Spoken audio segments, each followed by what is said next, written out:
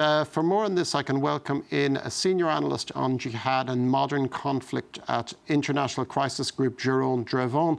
Good morning, Jerome, and thank you for joining us. This has been a fairly hefty attack by Israel on Iran, but it's not something that really took anybody by surprise. No, indeed. There were a lot of signs for the past week, specifically from the US, from Israel, and from other countries in the region, that something could be happening.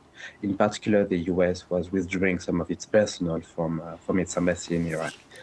But nobody really was certain whether this was just a way to put pressure on Iran, to say that the military alternative is on the table, to pressure them to be back on the table and to make concessions in the forthcoming talk in Oman that was scheduled this weekend.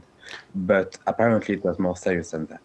So are you suggesting then that perhaps Washington maybe gave its blessing, so to speak, to this attack, or did Israel go on its own on it?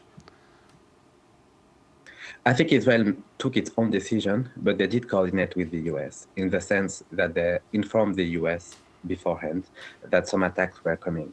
Now the US is saying that they did not know the full scale of the attacks.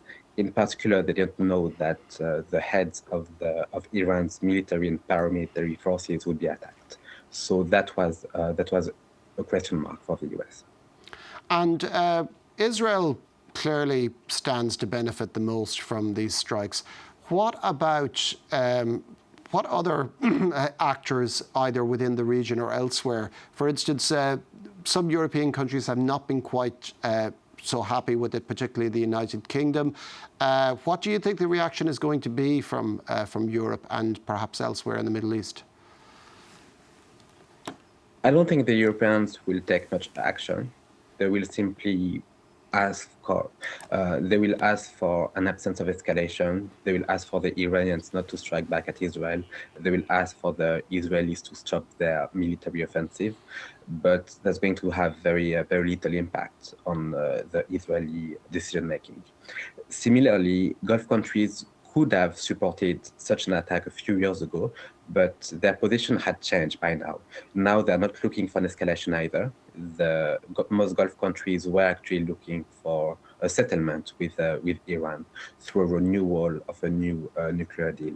So Gulf countries are probably not very happy with it, specifically because they are fearing the type of reaction from Iran. Will Iran strike US forces in the region? Will they strike Gulf countries themselves? All of that, again, is on the line for them. Thank you very much for that, Jerome Drevon, a senior analyst on Jihad and Modern Conflict at the International Crisis Group.